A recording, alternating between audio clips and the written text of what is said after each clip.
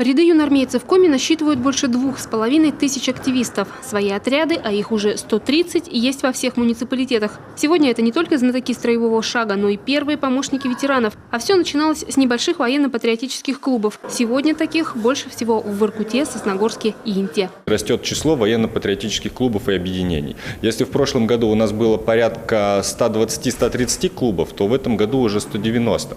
Это сказывается и развитием юнармии. Огромное количество ребят вступают в ряды юнармейского движения.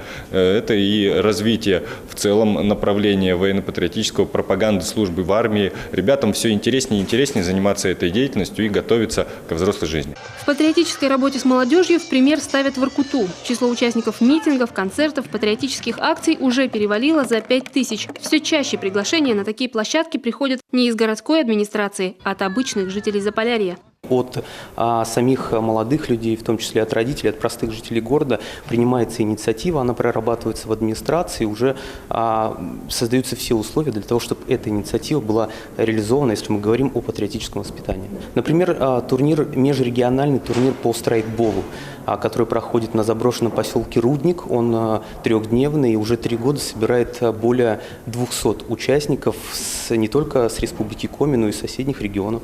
В спортивном направлении снова выделились северные города. Значок ГТО для тех, кому 40 и больше – последний модный тренд. Нормативы ГТО уже выполнили больше 3000 участников самых возрастных категорий. Треть получили знаки отличия. Люди увлекаются, люди тянут за собой более молодое поколение, поэтому здесь можно отметить только позитивные моменты, которые есть.